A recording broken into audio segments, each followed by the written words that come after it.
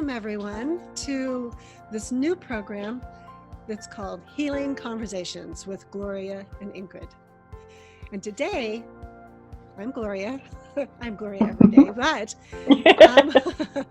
I'm coming with my passion coming from Healing You Sanctuary. And I have been so inspired by Ingrid Gunby that I would like to introduce the world to her.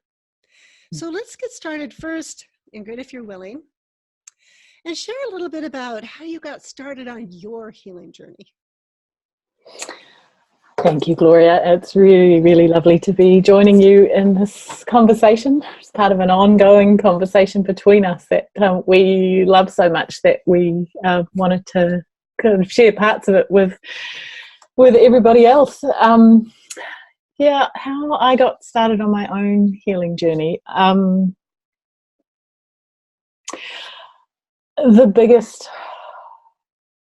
impetus for that for me was parenting. I had done pretty well in many ways in my life, managing myself so that I was, navigating a career and, moving forward in ways that, sometimes felt challenging, but generally things were progressing pretty well. And then I became a mum and realised that I had a whole lot of coping self-management mechanisms that really didn't work that well anymore. Particularly when I was under stress, when I was worried, I realised that I had a lot more anxiety than I thought I had, because maybe my anxiety didn't manifest in ways that I recognised as anxiety. But in the quest to parent my children well, I realised that I needed to heal myself. And that sort of took an extra step when my son was diagnosed as being on the autism spectrum in about 2006. And at roughly the same time, my mother died quite suddenly. That was quite so I had a year. I had a year of just feeling that I was completely, my life was out of control. Kind of blown away by it. Absolutely. And I guess what I realized then was I didn't have the skills that I needed to be okay when I couldn't control what was happening in my life. Sounds like you're really needing to learn how to navigate the world you found yourself in. Yeah. And of course, learning how to navigate that actually involved being okay with being navigated by something that wasn't, my conscious mind deciding how things needed to be and putting the steps in place to ensure that it was like that, because neither of those things that happened in that year were possible for me to control. And about six, you go. Go ahead. I was just saying, so what was the next step? What happened? What changed? Yeah, well, about 6 months after my mother died, I met someone at a party who was training in a form of therapy that she thought might be really supportive for me. And she asked me if I would be a practice client for her. I remember standing in the kitchen. I think I was doing the dishes as the party was coming to a close, and saying yes to that. And in retrospect, it's really interesting to me that I hadn't up till that point gone out and sort of looked for a therapist to work with. I'm not quite sure why I hadn't. Perhaps I was still in that sort of just running to stand still kind of phase of dealing with big shocks and changes. yeah. But I said yes and worked with her for several years after that. And that invited me into a completely different relationship to my own feeling states than I had ever had before. So really starting to understand the power of being able to be with emotion and to receive the information that's held in our emotional states rather than running or trying to fix. And that was really powerful for me and incredibly illuminating. It also got me started on a spiritual journey that I hadn't really engaged with in any sustained way before. So yeah, I guess the subsequent 13 years or so, which it would be now, have been an unfolding of both of those pieces. So I'm really loving something I'm hearing. I'm hearing how as you were willing to slow down in your life and start to engage in a relationship with someone else on a whole new venture, on this journey that was so unknown to you, that you began to really tune in to your body, into your own emotional states. And through that passageway, it opened up the door to expanding your even sense of spirituality of who you are. And it's an ongoing journey. Yeah, absolutely. Absolutely. And in retrospect, you know, I can see that passage as having been enormously rich and meaningful. You know, although the initiation into it was painful and frightening, I'm incredibly grateful for being tipped into that process when I was. Well, so tell us a little bit about how horses came into your life. I know that they are some key players for you. Yeah, they are. Yeah, they are.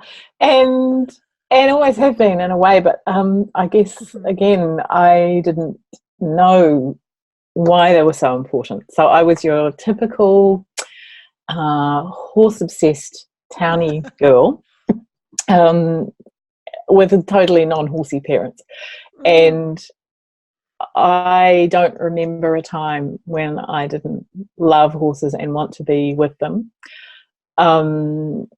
But it took me a long time. I think I was 10, maybe for my 10th birthday. I think I may have been given some horse riding lessons at a local riding school with a very scary old school riding instructor. So that wasn't a lot of fun, actually, but it got me started. And then I rode as a teenager, very much in the kind of pony club sort of model of riding, which was pretty much all that was available in New Zealand back then.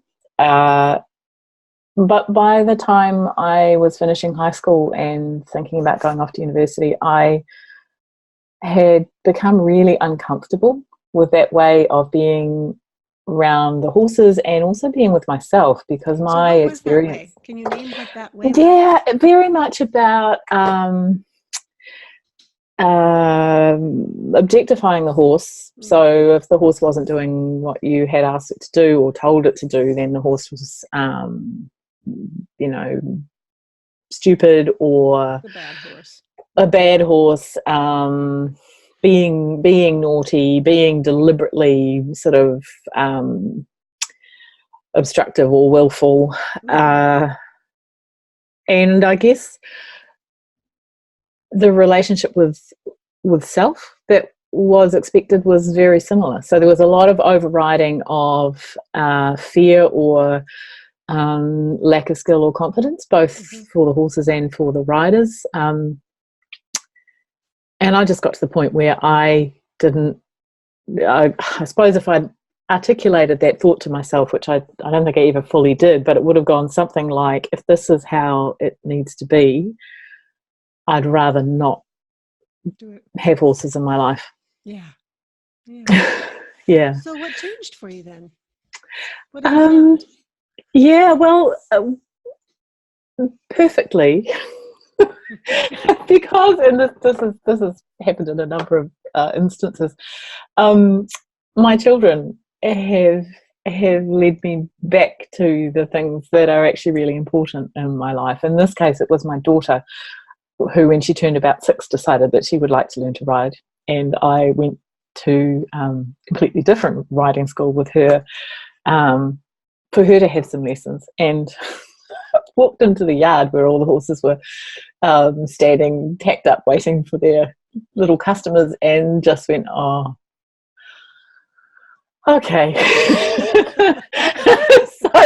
so then I started riding again, and within a couple of years I had bought Anam, who is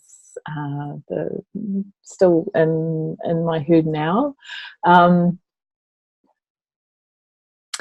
And at about the same time, someone recommended that I read Linda Kohanov's The Tao of Equus, which, and many women have reported having this experience reading that book. You know, almost every page was such a beautiful sense of relief and excitement and wonderment at someone having both being able to articulate what I had always felt or known, and then also layer that in with so much research about the history of horses and humans and our thousands of year old partnership. And so that really opened up a whole new field. It obviously introduced me to equine facilitated healing work, and then the earthquakes happened in Christchurch. So I had this notion that was where I wanted to move to, work-wise, and then everything got derailed here for several years because we had, the earthquake sequence, and people were in survival mode in this totally new environment. Yeah. So where did your path take you then? That you had an intention to go one way, and then it got diverted back to a different direction. It did. So I spent several years then working, I guess, contributing to the post-earthquake rebuild process in the city, which was really rich, really rewarding, a huge stretch in many ways. And then about, I think probably the end of 2013, I just went, okay, now it's time. And so I went and began my apprenticeship with Kathy Pike.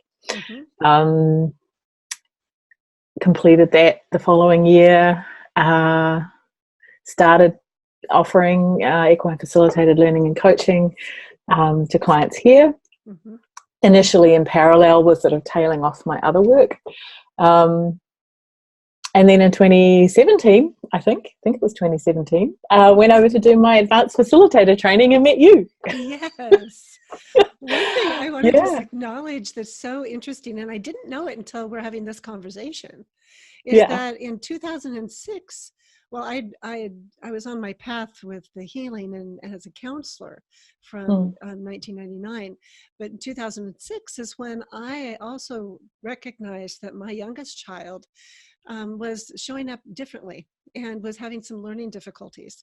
And they thought that he was on the spectrum, and they found out that he has some other medical diagnoses that have created that for him. And yet it changed the direction of my journey. And it's the same year that your direction was changed. It was a very, very, very stretching year. And then in 2013 is when I started my reaching out to do, well, because I'd read Linda's book. And I reached out and I went to Deb Reynolds' first training for the introduction to the Eponaquest. And then it wasn't until then I had to get my nickels and dimes all saved up. And then I went ahead and I was following Kathy Pike because I liked her mind-body method that she did and what she talked about. And so I started my journey with her in 2014. And then I worked with her until I went to do the advanced. And I'm like, who's this lovely lass that's coming from New Zealand? Yeah, how funny that the timing is so close. It is That's very, I very hadn't known that similar. either. Oh, Yeah, wow. so just talking about the resonance in the world and how when Mm, you begin to just really go into the healing conversation, how mm, it opens up a path before you where you actually get to meet your soulmates, right? yeah, yeah, It's like, yeah, oh my goodness. We're on yeah, complete that's right. opposite sides of the world, and yet our lives are so synchronous. Yeah, It's just yeah, incredible. yeah, yeah, it is. Um, and what I'm not clear about, actually, I can't remember the timing of this, so I wanted to ask you, had we met virtually before we met in person? Because We we did the we horse were, ancestors, but that yes, was and after we'd already met in person. okay, right, We could have right. met on one of her calls, I guess, but I don't know. I don't think so. Yeah. Ah, So yeah, anyway, it was quite lovely. We ended up being buddied up as I don't remember what they were called. To me, it was like an empathy buddy. yeah, yeah. I think it was accountability partners, which has Okay. a very different feel. And we did it our own way anyway. That's right. That's right. Yeah. And it was through that experience that we really, for myself, I can only speak to. Yeah. Yeah. I had such trust, and there was so Mm. much resonance. And Yeah. when we would hold space with one another with our conversations, they were very healing Yes. and restorative, and there was a solid foundation of Mm. trust, um, Mm. an enduring relationship that I Mm. really treasure. Mm. Mm. Yeah. Yeah. And I would like to name um, how important those conversations were to me as well, on a whole lot of levels, like everything that you've named. Mhm. Um, the excitement of what we could share and what we could talk about and the way that we could talk about it. Yeah. And, you know, as I've been reflecting back on the beginnings of our friendship and our collaboration, kind of thinking about this call today, I am really clear that those conversations and all of our conversations subsequently have been really important for me in Mm. solidifying my knowing about what it is that enables healing, Mhm. what really enables healing. And Mhm. it's not so much about the techniques and the tools and the processes as the capacity to be relational Mhm. and warm with Yeah. each other, no matter what. Yeah. That it Mm, feels that there's that neuroception of safety in the yeah, relationship. yeah, And there's for me, the experience of being welcomed, and you yes, can see it in the face. yeah, You can feel yeah, it in your body. yeah. Yeah. It's cool. And welcomed and celebrated, I think, Mhm. too, because I made a few notes actually just so that I made sure that I would name the pieces that I really wanted to name. And one of those is the way that we celebrate not just good things that are happening in each other's lives, but celebrate each other. Yeah. Yeah, yeah. That feels really just beautiful and so important. Mm. Yeah. It's very Mm. special. It's very Yeah, special. yeah, And it's like a treasure trove of gems that we just get to exchange with one another. yeah, It lights up our yeah, lives. yeah, Yeah. yeah. It really does. Well, And can I name one other? oh, sure. Yeah, yeah, yeah. I think the other thing I like to kind of name about, I suppose how we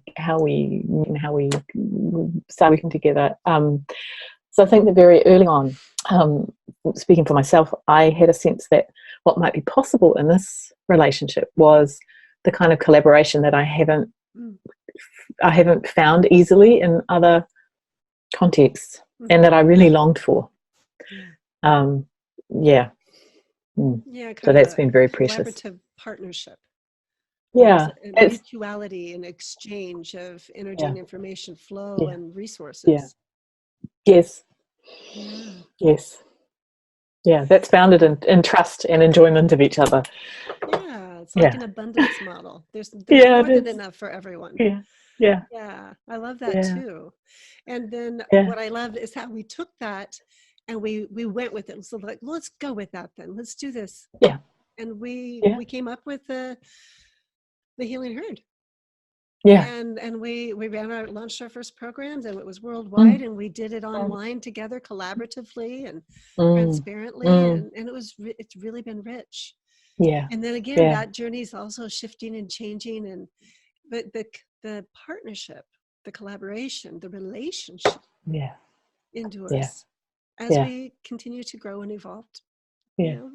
yeah, yeah. It's So wonderful. name a few of the other kinds of ways that you have evolved.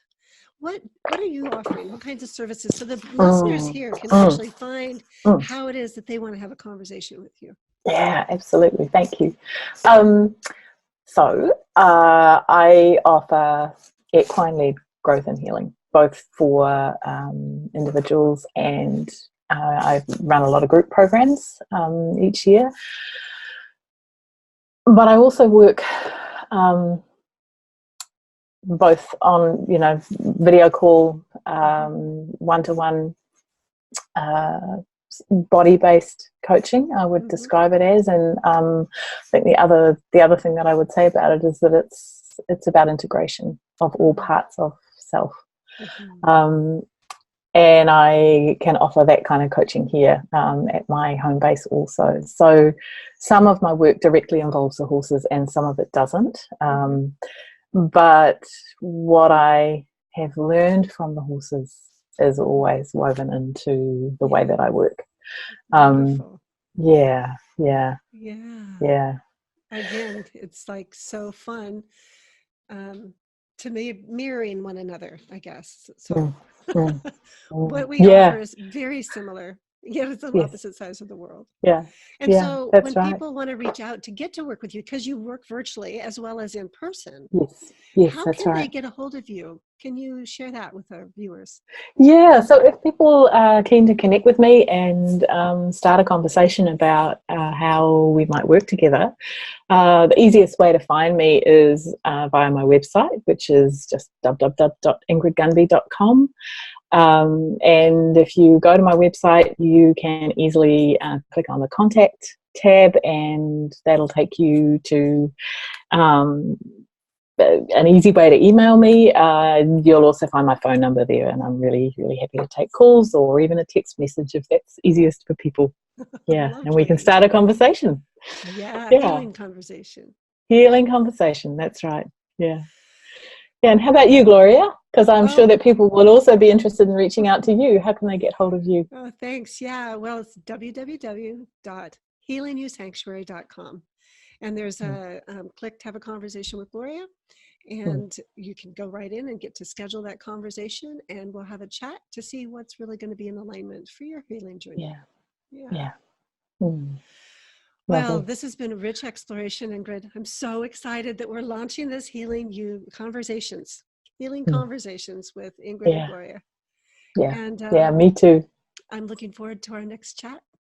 Mm, Okay, until me too. then, Yeah, yeah. Until then, bye. bye.